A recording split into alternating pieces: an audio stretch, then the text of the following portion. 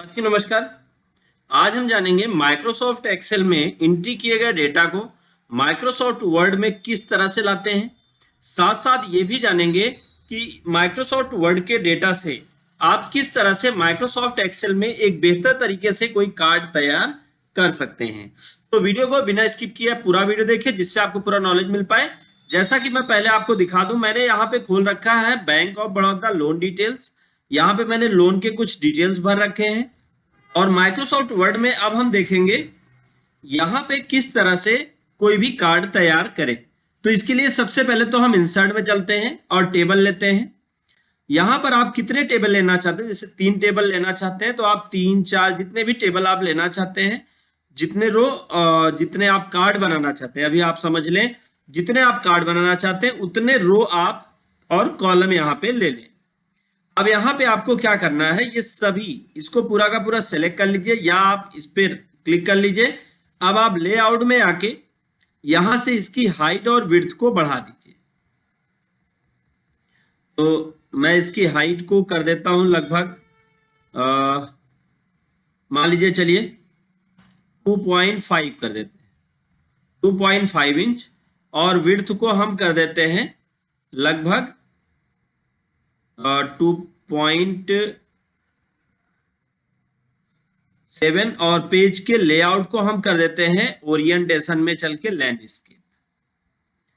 और इसकी चौड़ाई को थोड़ा सा और बढ़ाते हैं लेआउट में चल के विड्थ। और ये हमारे सामने बन के तैयार हो चुका है। इसके रो की हाइट को आप कम कर सकते हैं अपनी इच्छा अनुसार। अब हमने क्या किया, थोड़ा सा टेबल को इधर ड्रैग कर लिया तो आप देखेंगे तो आपके सामने 3 कॉलम बन चुके हैं। एक कॉलम हमारा दूसरे पेज में जा रहा है तो थोड़ा सा पेज को आप मैनेज कर सकते हैं। इसके लिए तो एक तो तरीका है कि आप यहां से क्लिक करके आप ऐसे ड्रैग कर लें। ये रूलर होता है, अगर आपके विंडो में रूलर नहीं दिख रहा तो व्यू में जाके रूलर पे टिक करके आप रूलर ला सकते हैं। अब इसको हम यहाँ पे एडजस्ट कर लिए। एडजस्ट करने के बाद अगर आप कॉलम की चौड़ाई को थोड़ा और कम या ज्यादा करना चाहते हैं तो वो भी आप यहां से मैनेज कर सकते हैं बहुत आसानी के साथ। पहले आप सेलेक्ट कर लें, इसको सेलेक्ट करके सबके साइज को एक बराबर आप यहाँ पे एडजस्ट कर दें। 3.5 सबको कर दिया हमने। देन अब यहाँ पे हम डेटा एंट्री करते हैं। तो इसके लिए सबसे पहले तो हमें यहाँ पे कुछ फॉर्मेटिंग्स करनी होंगी। फॉर्मेटिंग करने के लिए, फॉर्मेटिंग क्यों, ताकि ये दिखने में अच्छा लगे। तो हम एक रेक्टेंगल ले लें या कोई भी टेक्स्ट बॉक्स ले लें, जो आपकी मर्जी। यहाँ से हमने एक रेक्टेंगल लिया, वो भी राउंडेड रेक्टेंगल। और यहाँ पे हमने ऐसे ड्रैग करके एक बॉक्स बना दिया। और अब इस पे राइट क्लिक करेंगे। राइट क्लिक करके ऐड टू टेक्स्ट ऑप्शन को सेलेक्ट करेंगे और यहाँ पे लिख देते हैं लोन रिलीज ऑर्डर। आप जो भी बनाना चाहते हैं, मैंने ऐसे ही यहाँ पे एक नाम लिख दिया, कोई बहुत इंपॉर्टेंट वो नहीं है तो हमने ऐसे ही लिख दिया। अब हम इसकी साइज को थोड़ा इंक्रीज कर लेते हैं। तो साइज बड़ा करना, सेलेक्ट कर लीजिए। सेलेक्ट करके आप होम टैब से कर सकते हैं या कीबोर्ड अगर आप यूज कर रहे हैं तो कंट्रोल शिफ्ट ग्रेटर देन और लेस देन का यूज कर सकते हैं। देन हम फॉर्मेट पे चलते हैं। यहाँ पे शेप में चल के इसके शेप को चेंज कर देते हैं। यहां से हमने इसके शेप को इस तरह से कर दिया, ये शेप चेंज हो चुका है इसका। अब उसके बाद अगला काम, यहाँ पे हम कोई कलर या कोई और भी कुछ चीजें फिल करना चाहते हैं तो वो भी आप फिल कर सकते हैं। तो जैसे हमने क्या किया, यहाँ पे चलिए एक रेक्टेंगल ले लेते हैं। एक रेक्टेंगल ले लिया या जो भी शेप लेना चाहते हैं आप ले लेते हैं। और इस शेप को अब हम क्या करते हैं, यहां से सेलेक्ट करते हैं और सेलेक्ट करके एडिट पॉइंट में चल के इसके पॉइंट को एडिट कर देते हैं। आप बीच से इसको थोड़ा रोटेट कर देते हैं और कॉर्नर से भी हम थोड़ा इसको ऐसे हल्का सा उठा लेते हैं। ये एक शेप बन जाएगा और इस शेप का यूज करके हम इसके डिजाइन को अलग तरह से रिप्रेजेंट कर सकते हैं या आप इस शेप को छोटा भी कर सकते हैं आपकी मर्जी के अनुसार। हम कोई दूसरा शेप लेते हैं, इसको हम थोड़ा सा छोटा कर लेंगे, इस शेप को डिलीट करते हैं। एक कोई तिरछा शेप या कोई और शेप लेते हैं जो थोड़ा सा यूनिक बना दे अपने पेज को। तो यहां से हमने ये वाला शेप ले लिया। अब इस शेप को हम यहाँ पे ड्रॉ कर देते हैं। शेप को हमने ऐसे ड्रॉ कर लिया। और ड्रॉ करके यहाँ पे हम इसको एडजस्ट कर देंगे। वीडियो को ऐसे ही देखते रहें और यहाँ पे एक एक चीजों को आप विथ साथ साथ प्रैक्टिकल भी करते रहें ताकि आपको जो है इसमें कोई प्रॉब्लम ना हो। और ये हमने ऐसे बना लिया। बनाने के बाद अब इसके शेप के कलर को हम चेंज करते हैं। तो कलर को हम कोई हल्का कलर दे लेते हैं जो एकदम बहुत हल्का हो। इस पर आपकी मर्जी जो हो वो आप ले लीजिए। अगर इससे भी ज्यादा आप हल्का करना चाहते हैं तो आप यहाँ पे चले आए, ग्रेडियंट फिल पे चले आए और इसमें ट्रांसपेरेंसी को आप कम या ज्यादा कर लें। जितना आप बढ़ा देंगे ट्रांसपेरेंसी उतनी हल्की हो जाएगी। तो ये आपकी मर्जी है, आप अपने अकॉर्डिंग कर सकते हैं। देन हम आते हैं आउटलाइन पे, शेप आउटलाइन। इसको नो आउटलाइन करते हैं। नो आउटलाइन करने के बाद अब हम यहाँ पे देखिए, हमने जो रिकॉर्ड्स बना रखे हैं, हम चाहते हैं कि इसमें नेम आएगा, फादर नेम आएगा, मोबाइल नंबर आएगा और फिर पेड या अनपेड आएगा। तो यहाँ पे हम क्या करते हैं, कुछ टेक्स्ट लिखते हैं। टेक्स्ट लिखने के लिए हमें सबसे पहले तो क्या करना है, इस सेल इसमें कर्सर को रखना है और कीबोर्ड से इंड की को प्रेस करना है। इंड की को प्रेस करके एंटर करते हैं। एंटर करने के बाद अब हम यहाँ पे लिखते हैं नेम, फिर स्पेस करते हैं, फिर इंटर। नेम के बाद फिर फादर नेम, फिर स्पेस करके यहाँ पे डबल कॉमा लगाएंगे और फुल कॉमा लगाएंगे। फिर फादर नेम हो गया। फिर हम एड्रेस लिखते हैं, एड्रेस। फिर उसके बाद यहां पे हम लिखते हैं लोन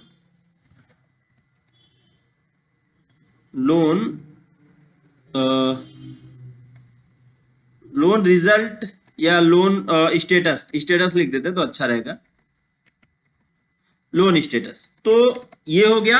अब इसकी साइज को हम थोड़ा सा बड़ा कर लेते हैं। साइज कैसे बड़ी होगी, पहले तो हम इस टेक्स्ट को सेलेक्ट कर लें।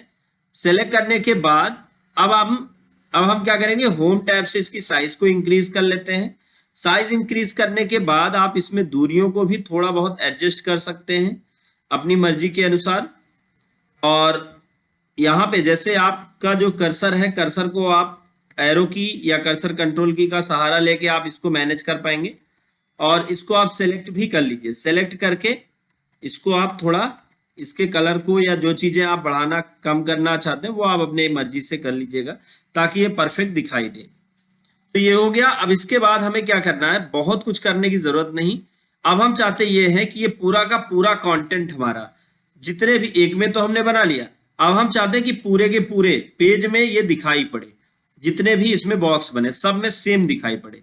तो इसके लिए बहुत आसान है। आपको क्या करना है, सिंपल सा काम है। आपको मेलिंग टैब पे चलना है, यहाँ पे स्टार्ट मेल मर्ज पे चलना है। यहाँ पर आपको लेबल ऑप्शन मिलेगा, लेबल्स पे चलिए और फिर आपके सामने एक मैसेज बॉक्स आ जाएगा। थोड़ा सा वेट कर ले ऐसे। तो यहाँ पे पहला ऑप्शन है 1/2 लेटर, इसको ही सिलेक्ट रहने दें और फिर ओके कर दें। फिर ओके करने के बाद आपके सामने एक मैसेज बॉक्स आ जाएगा, इसमें ओके कर दें। ओके करेंगे तो आपका पूरा का पूरा कंटेंट डिलीट हो चुका है।